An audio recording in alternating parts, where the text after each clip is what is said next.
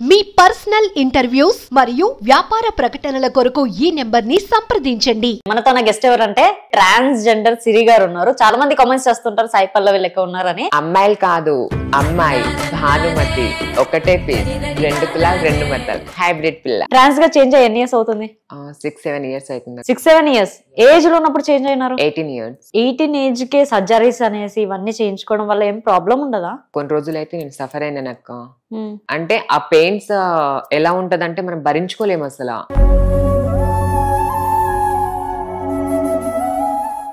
మీ family background ఏంటి? అంటే మా డాడీకి 2 వైఫ్.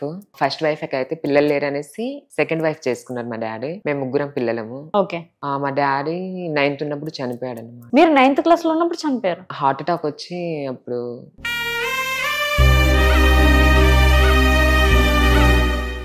లవ్ స్టోరీస్ ఏమన్నా ఉన్నాయా మీకు? ఉందక్క, కానీ 6 months బ్యాక్ తనది మ్యారేజ్ అయిపోయింది వేరే అమ్మాయితో.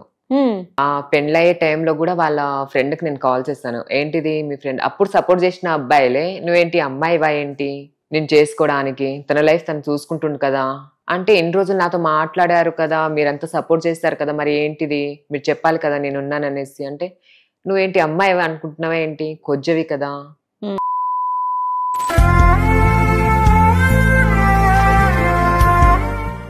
వెల్కమ్ టు మనం టీవీ. మనతో నా గెస్ట్ ఎవరంటే ట్రాన్స్జెండర్ సిరి గారు ఉన్నారు. చాలా మంది కామెంట్స్ చేస్తుంటారు సాయి పల్లవి లెక్క ఉన్నారని. సో ట్రాన్స్ సాయి పల్లవి అని మనం అనుకోవచ్చును. So hello. హాయ్ అక్క, ఎలా ఉన్నావు? సూపర్. నువ్వు? Super super. ఓకే, ప్రెసెంట్ ఏం చేస్తున్నారు? ఓపెనింగ్స్ కి వెళ్తుంటాను అక్క. యూట్యూబ్ లో చిన్న కంటెక్ట్ లో చేస్తుంటాను ఇప్పుడు. ఓకే. ట్రాన్స్ గా చేంజ్ అయ్యి ఎన్ని ఇయర్స్ అవుతుంది? 6-7 ఇయర్స్ అవుతుంది. 6-7 ఇయర్స్. ఏజ్ లో ఉన్నప్పుడు చేంజ్ అయినారు? 18 ఇయర్స్. 18 ఇయర్స్ ఉన్నప్పుడు అంటే నాకు తెలిసి 10th ఇంటర్ ఉండొచ్చు. ఇంటర్ అక్క, ఇంటర్ కంప్లీట్ అయింది. కంప్లీట్ అయింది అప్పటికి. ఓకే. అంటే 18 ఏజ్ కే సర్జరీస్ అనేసి ఇవన్నీ చేయించుకోవడం వల్ల ఏం ప్రాబ్లం ఉండదా? ప్రాబ్లం ఏం కాలేదు, కానీ కొన్ని రోజులు అయితే నేను సఫర్ అయినాను అక్క. ఆ పెయిన్స్ అనేది లేచాక టాయిలెట్ ప్రాబ్లం అనేసి కొన్ని సఫర్ అయ్యాను. ఇంకా లేచాక కొన్ని రోజులకైతే నేను కోలుకోలేదు, ఒక 6 months వరకు. ఓకే. అంటే నిజంగా అప్పుడు అనిపిస్తుంది, అసలు అవసరమా గట్లనన్నా బతుకుతుండే కదా కనీసం. ఎవరికైనా అనిపిస్తుంది అక్క, ఇది కంపల్సరీ. అంటే ఆ పెయిన్స్ ఎలా ఉంటదంటే మనం భరించుకోలేము అసలు. ఇప్పుడు ఒక అమ్మాయి ప్రెగ్నెంట్ ఉండి బేబీని బర్త్ చేస్తున్న టైంలో ఆ అమ్మాయి ఎలా భరిస్తుంది ఆ పెయిన్, అంతకన్నా ఎక్కువ మాకు 45 days ఇంట్లోనే నాకు ఏం తినొద్దు, ఏం చేయొద్దు, ఘోరమైన పెయిన్స్. ఓకే. చాలా చాలా స్ట్రగుల్ చాలా. ఓకే. తర్వాతకి ట్రాన్స్ గా కంప్లీట్లీ సర్జరీ అయిపోయినాక అప్పుడు స్టార్ట్ అయిందా మీరు హెయిర్ పెంచుకోవడం గానీ? లేదు, ట్రాన్స్ లైఫ్ లోకి వచ్చాకనే పెంచుకున్నాను. అప్పుడు లైట్ గా ఉండే, కొంచెం కొంచెం అందరు అడిగేటోళ్ళు, ఇంకా చుట్టుపక్కల ఏంటి హెయిర్స్ పెంచుతున్నావు, ఎందుకు హెయిర్స్ కటింగ్ తీపించుకోవచ్చు కదా, ఇలా ఇలా అనేసి. అది నా ఇష్టం అనేసి దాన్ని. ఓకే. అప్పుడు కూడా మనం జుట్లేస్తున్నానే ఏంటి? లేదు కొంచెం. ఓకే. ఇంతవరకు ఉండే. ఓకే. మీ ఫ్యామిలీ బ్యాక్గ్రౌండ్ ఏంటి? అంటే మా డాడీకి 2 వైఫ్. ఫస్ట్ వైఫ్ అయితే పిల్లలు లేరనేసి సెకండ్ వైఫ్ చేసుకున్నారు మా డాడీ. మేము 3 పిల్లలము. సెకండ్ వైఫ్ అంటే మీ మదర్? 3 members. ఓకే. మా డాడీ 9th ఉన్నప్పుడు చనిపోయాడు అనమాట. ఎప్పుడు? 9th క్లాస్ ఉన్నప్పుడు. మీరు 9th క్లాస్ లో ఉన్నప్పుడు చనిపోయారు? ఓకే. హార్ట్ అటాక్ వచ్చి అప్పుడు చనిపోయారు. ఇప్పుడు 2 మదర్స్ అంటే వాళ్ళని చూసుకునే వాళ్ళు, కానీ వాళ్ళంతా వాళ్ళు బతుకుతున్నారా? వాళ్ళ లైఫ్ స్టైల్ ఎలా ఉంది ఇప్పుడు? చిన్న మమ్మీ మా మదర్ ఏమో ఇక్కడ హైదరాబాద్ లో మా మామయ్య వాళ్ళ దగ్గరే ఉంటది. ఇంకా పెద్ద మమ్మీ విలేజ్ లో ఉంటది, వ్యవసాయం అలాంటివి చేసుకుంటది. ఇంకా ఇప్పుడు డాడీకి 2 వైఫ్లు అని అంటే నెగిటివ్ టాక్స్ చాలా వరకు ఉంటది. మీరు ఫేస్ చేసినా గానీ విన్నాయి గానీ ఎలాంటివి? అంటే పెద్ద మమ్మీకి పిల్లలు లేరు, గొడ్రాలు, ఇలా ఇలా అనేసి చుట్టుపక్కల అప్పుడు అనేటోళ్ళు, మా ముందలే అనేటోళ్ళు. ఆమె ఇప్పటికీ బాధపడుతుంది. అయినా నాకు పిల్లలు లేకపోతే ఏంటి, నా పిల్లలే కదా అనేసి ఇంకా మమ్మల్ని చూసుకుంటది.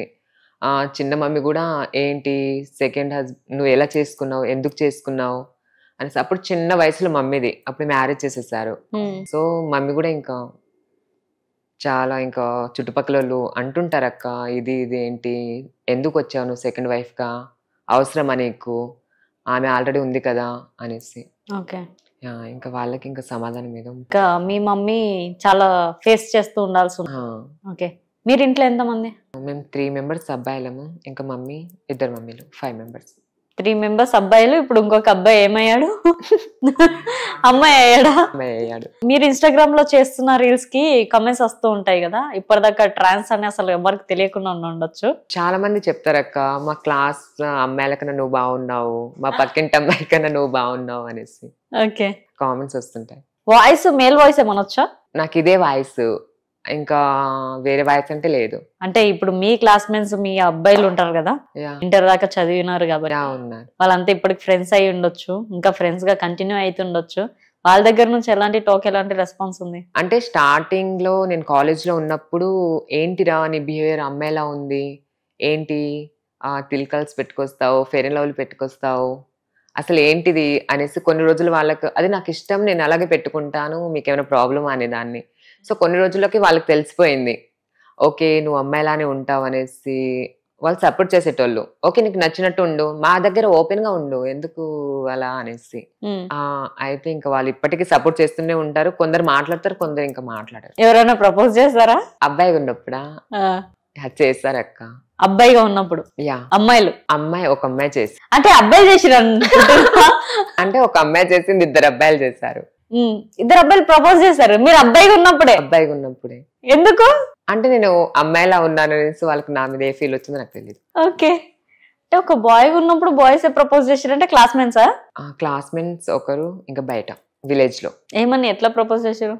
అంటే నువ్వు నాకంటే ఇష్టం, ఏదో చిన్న స్లిప్ మీద లవ్ యూ అని రాసి క్లాస్మేట్ లో విసిరేయడం అలా. అంటే వాళ్ళకి నీ గురించి కంప్లీట్ గా ఏమని తెలుసు అసలు? అంటే నడక అమ్మాయిలా ఉంటది, సో నా వాయిస్ అమ్మాయిలా ఉంటది, వాళ్ళ దగ్గర నేను అమ్మాయిలానే బిహేవ్ చేస్తా. ఒక అబ్బాయిలా అయితే నేను ఉండలేదు ఎప్పుడు వాళ్ళ దగ్గర. ఏంటి అంటే నువ్వే ఇష్టపడుతున్నట్టు? లేదక్క.